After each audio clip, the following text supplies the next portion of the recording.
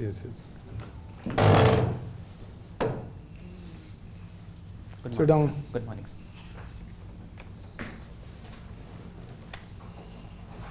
Amritanshu. Yes, sir. You are from Odisha, Yes, sir. but studied in Pilani.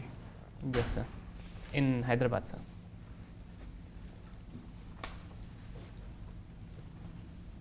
Oh, BITS Pilani का address है वो. Yes, But sir. you studied in Hyderabad. So it's mentioned that your post office in Cuttack is called Chandni Chowk. Yes, sir. So normally when people hear the word Chandni Chowk, what comes to their mind? So, for a typical guy, the parathas of Chandin Chowk is the first thing which comes to their mind. You mean Chandni In Chowk in Delhi? Yes, sir. Hmm. But in Odisha, the first thing that comes to their mind is the silver filigree work which is present there. Okay. Right. Okay. I think we can start. So, what's your option? So, my optional subject is political science and international relations. Political science. And you did your BTech from mechanical or From electrical and electronics engineering, sir. you are working somewhere? So, I was working at ZS Associates in Gurgaon. Sorry? In Gurgaon, sir. Which company? ZS Associates, sir. Okay. You tell me about that, your employer. So, ZS Associates is a management consulting and a technology company which does a lot of consulting work for mainly the pharmaceutical sector. Okay. So, this is Indian company or? So, it is a company based out of Boston, but one of the founders is an Indian. Okay. So, tell me what is the basic structure of the constitution? What is the pillar of the basic structure? Do you think that as a political science student, we have any suggestion or something? So, the basic structure of the constitution was started in the Keshavananda Bharati case of 1976. Before that, the basic structure was not there. So, the basic structure doctrine as a form was started in 1976 in lieu of the amending powers of the constitution which were utilized by the parliament. So, Supreme Court felt that there was a need to ensure that the amending powers of the constitution are not unlimited, so that the basic spirit of the constitution could be maintained. In Keshwan Bharti, what is the pillars of the basic structure? I am sorry, sir, I am not. What able is to- the basic structure in Keshwan Bharti's case? This got it. I am very sorry, sir, I am not able to recall the fact at the present. Okay. What do you know about this uniform civil code? So, Uniform Civil Code Is it this advisable to now? This is the right time to this implement it. So, Uniform Civil Code is the provision to make a uniform set of laws for marriage, inheritance, adoption, among others. So, with respect to its implementation, there are a few factors which need to be taken into consideration. First is that how are we planning to implement it, whether through a uniform law or through amending the various different laws which are present in the legislature, like the different Marriages Act, the different Adoption Acts, or the different Divorces Act, or whether it can be done through a single uniform law. Additionally, sir, we also need to take into consideration of the requirements of the minorities and the tribals who have a different set of laws with respect to their place of living and the cultures they are Which following. state it has already been implemented? So, it has been implemented in some measure in Goa through the Portuguese code, and Uttarakhand is also now planning to implement it. When the Goa was free, it was already there. Goa Civil Code. Yes, sir. Prior to the Portuguese Civil Code. yes, was sir. there? Yes, sir. It was done through that. Have But- you gone through that Civil Code, Goa Civil Code? I am sorry, sir. I haven't gone through that. Okay. So, what is what do you know about the secularism in Constitution? Why it has been added? Sir, And we need it.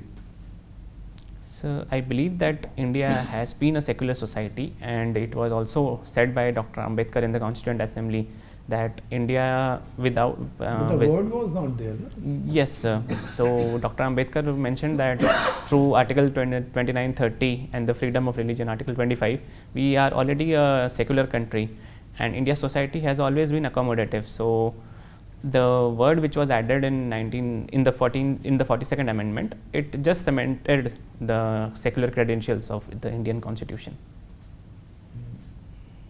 So the state should involve in the religious activities in this context.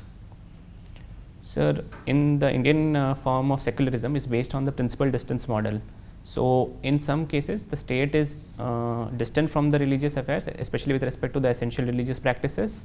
But in some cases, for example, in the entry of Dalits into temples, the state has been very active to pursue social reform in religion.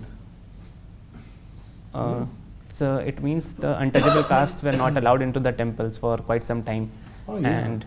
and the state has made certain provisions so as to allow the people to go into the temples. Okay. So you have mentioned that you participated in a case study. Yes, sir. What are the basic ingredients to prepare a case study? So the basic ingredients to prepare a case study would be as follows. First would be the context with respect to the case. In my competition, it was about how to improve women's participation in sports. And second would be the problem statement, that what exactly are you planning to do with the case. In my context, it was about how to develop a women's IPL team and help them and help in their promotion and help to increase the acceptability of women in sports in India. So this is not a case study. Case study is for something which has already happened. This would be a sort of project work, if I'm speaking correctly. Case study would be studying and analyzing something that has already happened. Sir, with respect to a case study competition, the problem statements are usually So in provided. that case, in your Yes, case, sir. it was called case study. You have mentioned chess as your hobby. Yes, sir. Who was the first Indian grandmaster? So it was Vishwanathan Anand. Okay. Who is the current Indian grandmasters? How many of them? So at present we have 84 grandmasters in India. Okay. What are the various kinds of openings in chess? So with the white, mainly 3 kinds of openings are played. You think the black also opens? So black will respond in a particular way. No, So, you said with white opening. yes, sir. Does the black also open? So in the opening, the responses of the 2 players make No, it an the opening. black responds. No, Yes, black sir. never opens. Yes, sir. Black doesn't So- open. He reacts to it. Huh. So with the white, sir, you can play the 3 central pawns: the E pawn, the D pawn, and the C pawn. Now tell me the openings. So Royal Opes, Queen's Gambit, accepted, declined, and the English opening from white. Or you can also have Knight F3, which is the Queen's defense, and additionally you can have E4, F4, which is the King's What defense. is your preference of services? So my service preference list would be IAS, IFS, IPS, IRS. IFS is your second choice. Yes, sir. Over IPS. Yes, sir. Why? So while I was preparing for my civil services, I did not have much idea with respect to Indian Foreign Service. But as I started to dive deeper into international relations, and thus I developed an interest. So as a result, I put IFS over IPS. The Indian neighborhood policy has failed. Comment. So with respect to India's neighborhood, we see that there has been a lot of tensions, and I believe that India's neighbors are have a pendulumic approach with respect to India. Sometimes they are very much pro-India, and sometimes they tend to do things which are not in our national interest. So I believe that the present thing with our neighbors will be resolved soon, and we have developed good relations with all our neighbors. So you think that all the problems of India's neighborhood policy emanate from our neighbors. India has no role. So with respect to India's stand, sometimes we see that India also has a role in exacerbating the challenges in our neighborhoods. For example, with respect to Nepal, for quite some time we had this big brother approach. So as we are now evolving out of that. How was this big brother approach on display? So for one of the treaties, the Nepali Prime Minister was present, but from our Indian side only the ambassador was present. So the Nepalis felt that it was an insult to their Prime Minister as a lowly official. Any other examples? So the one-sided blockade of the Nepal by the Indians during the Madhesi issue within the territory. Why is Bhutan now falling apart? Why is falling apart in the sense that it is going towards the Chinese camp? So there are a few factors with respect to Bhutan's dilemma. So it is caught between two major powers, China and India, and China has been pressurizing Bhutan along Doklam and along the Sakteng National Park. And recently they had some sort of a talk with them.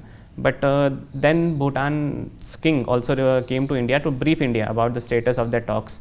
So I believe that Bhutan is still very much in India's camp. Okay, but do you think that it is tending to go towards China? It is trying to establish diplomatic relations with China. It is also on the verge of exchanging land. So any country will prefer its national interest first. So I believe that the Bhutanese are trying to keep their national interest above our interest, and in this they are trying all sorts of mechanisms. But I believe that through diplomacy and dialogue, all our confrontations will be solved. On a lighter note, do you need to carry a comb? I am sorry, sir? Do you need to carry a comb? Yes, sir, I believe I need to carry a comb. Carry a comb, okay. Okay. You said you worked in some company with headquarters in Boston. Yes, sir. Which was that company? ZS Associates, sir. Okay. So when this Boston word is heard on the city in US, what comes to mind in Boston? So both historically and currently. So historically, the Boston Tea Party comes to my mind, and in present context, the great universities like Harvard, MIT come to my mind. So what happened at that Tea Party? So in the Boston Tea Party, the American nationalists put a lot of the British tea which was coming into their land into the sea as a form of protest against the oppressive British regime, which was not giving them representation but was taxing them a lot. So what did they do? So they boarded the ships which had the tea from Britain, and they emptied all of that tea into the sea. And where was the tea coming from? So the tea was coming from China and India. China and India. But how was it coming? What manner? Which were the companies that were bringing it there? So at that point of time, the English East India Company was the main trading company, and a lot of the English East India Company ships also traveled to Britain for maintaining of the trade relations. Any particular dress these people were wearing?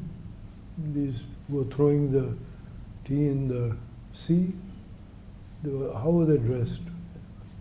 I am sorry, sir, I have to brush up on that. Doesn't matter. You are interested in non-fiction books.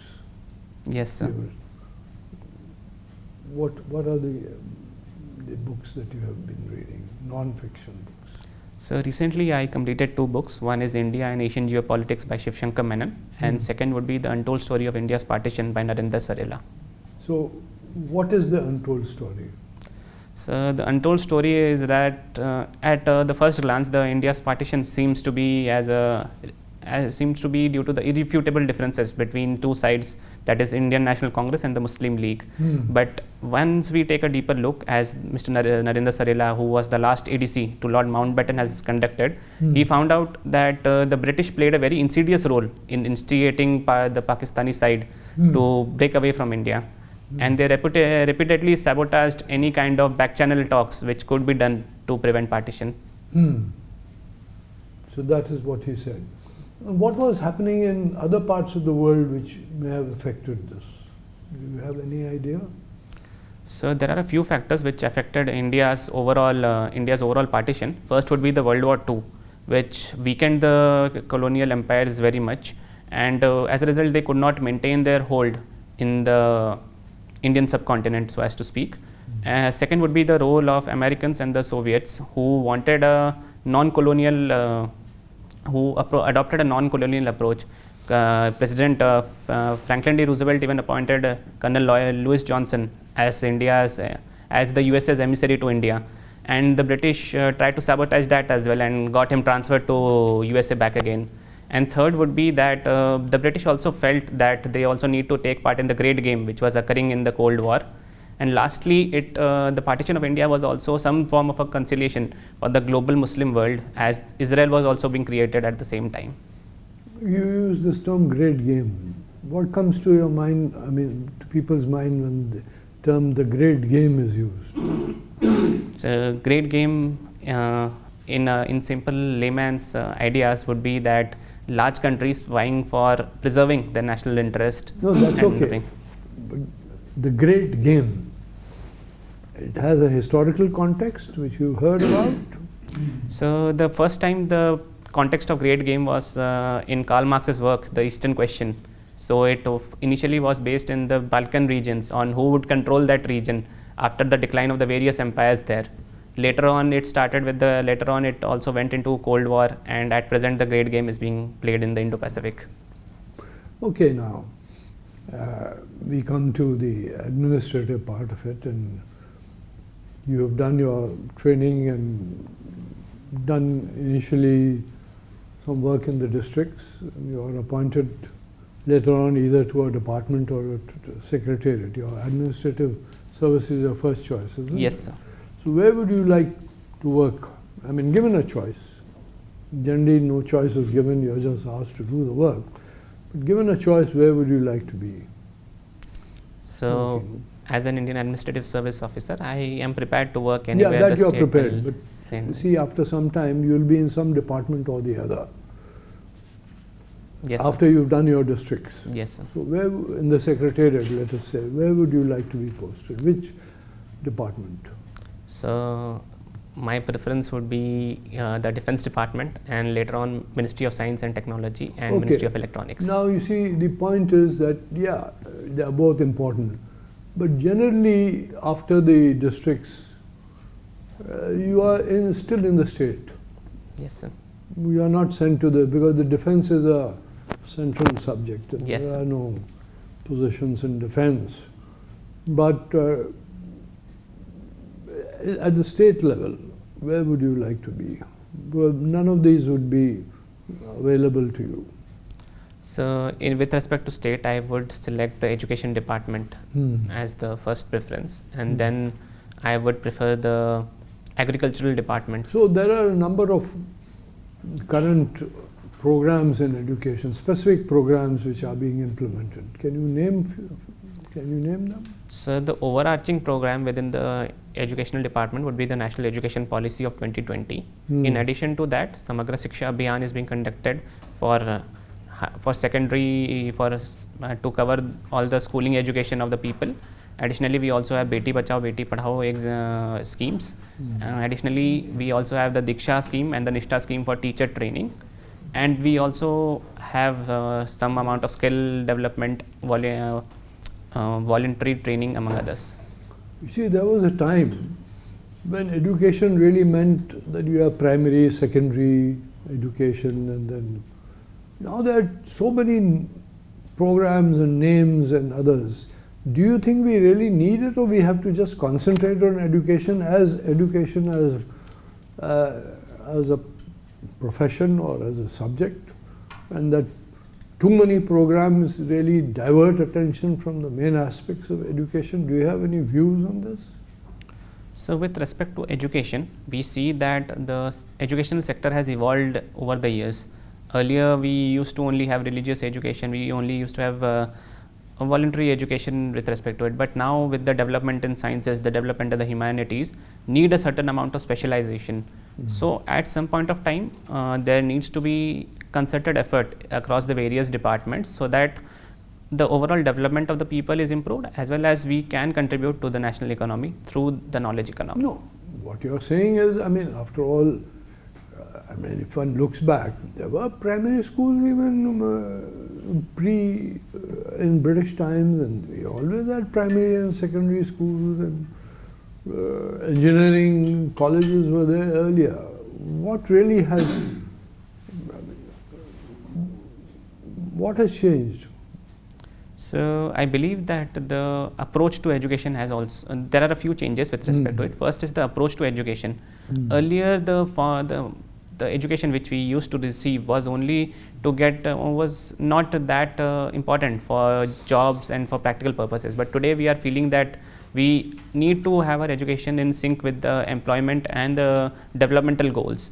Additionally, with the technological proliferation which is happening and the various advancements which are being made, it is believed that if you correct the education system in the schools first, you will be able to harness it and to utilize our demographic dividend.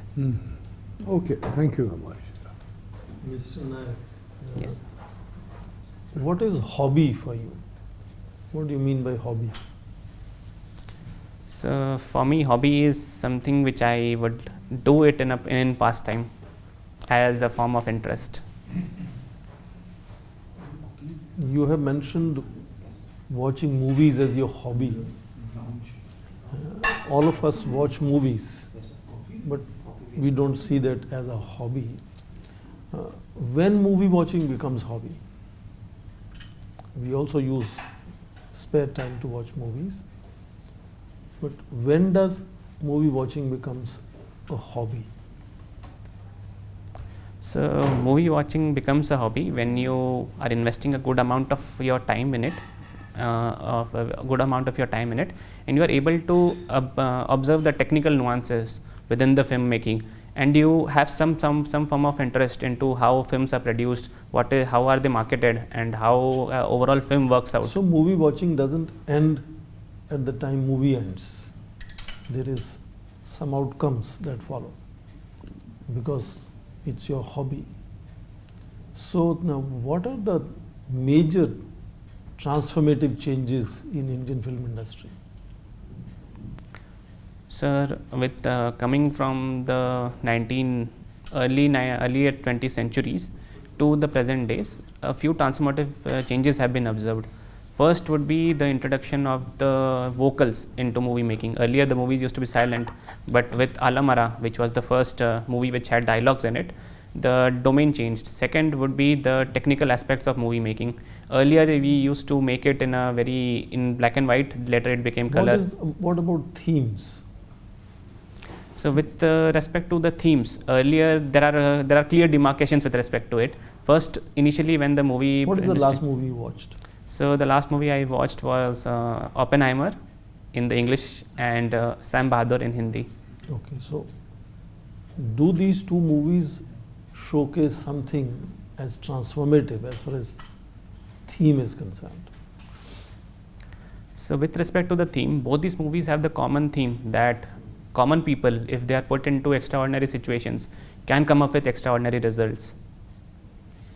I noticed that you are good at reading. You have a good control on reading books, for example. Have you read both the books of our foreign minister who's produced in the last 3 years? So I have read the first book, Why India Matters by Dr. Jaishankar, but the second book, when I checked into Amazon and the bookstores, all of them are sold out. So I am planning to obtain a copy soon. That shows that it is in news. It's making some ripples. Yes, And, sir. that means questions could come on it. Yes, sir. And so, how would you define patriotism and nationalism, and why are they different? So, with respect to patriotism, I feel that patriotism means that one has one has pride over one's nation and one's own cultures and among others. While nationalism is a more exclusivist form of thinking about one's nation, that we are the best in everything. Your father is financial advisor now to the chief accounts officer in Orissa? Is that Sir, your actually my dad got transferred just after I submitted my DAF. He Okay. is at present the joint secretary in the Ministry of Home Affairs. Okay. Tell me what explains Naveen Patnaik's continuation as chief minister for such a long time? So there are a few reasons which will explain Naveen Patnaik's administration and his administration in Odisha and the long continuation. First would be that he comes from a very great statesman's family, that is Biju Patnaik. Second, that he has transformed the BJD, the Biju Janata Dal, into a cadre-based parties, which has its workers even at the booth level. And third would be the welfare policies which were undertaken by the chief minister, so that the socio-economic profile of the people has improved since the last 20 years. Tell me three such welfare policies or schemes of Naveen Patnaik that you are familiar, either your family or someone has benefited from.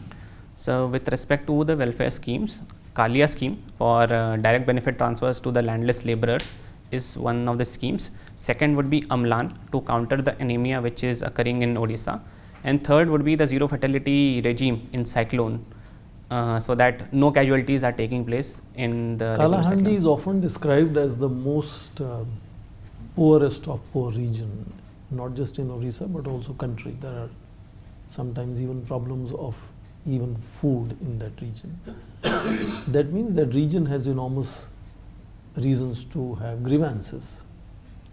Why Kalahandi has not seen any violence, revolt, insurgencies? So, with respect to Kalahandi, there are a couple of factors which need to be taken into consideration. Initially, Kalahandi used to be one of the most backward districts of Odisha, which had recurrent droughts. It had also had a problem of left-wing extremism. But recently, we are seeing that Kalahandi has now been transformed into the rice bowl of Odisha. We are now seeing improvement in the living standards of the people. We are seeing socio-economic development within the people. And we are also seeing that cultivation is now being done with the help of the Indravati river, which flows through Kalahandi district. Indian constitution has been amended by almost 115 plus times. Do you think it's time to rewrite a new one? So, with respect to Indian constitution, we see that the base document has been prepared by our constitutional framers, and it was quite a comprehensive document so as to address all of India's challenges at that point of time. And they also provided the scheme for amending the constitution through Article 360 and through the amending powers. And I believe that if we are able to amend the requisite provisions of the constitution so as to bring the constitution at My the last present question level. to you is, do you think political parties should be within the Right to Information Act? They should be subject to right to information. So with respect to the present system, I believe that political parties should be subjected to right to information regime so that more and more transparency could be generated within the political parties as well as within the overall electoral system, and ensure that there is some form of internal democracy What within are the political electoral parties. bonds? So electoral bonds are the formal ways of financing the election. So in this, a person can buy an electoral bond from a registered SBI branch to fund the party of his or her choice. Okay, how is that different from old time donations? So earlier, a lot of donations used to come from cash format. So electoral bond is a necessary step to formalize election funding and party funding. Can you identify as to who is giving these electoral bonds to whom? So I believe that Donations could be identified as who was funding who. so with respect to identification of donation, we see that every donation in electoral bond is coded by a alphanumeric character, a 16-digit alphanumeric character, and whose information is only present with the SBI. So if government wants, it can make it public, and mostly we find that common people or the corporates tend to give money to the political parties. Thank you. Thank you, sir.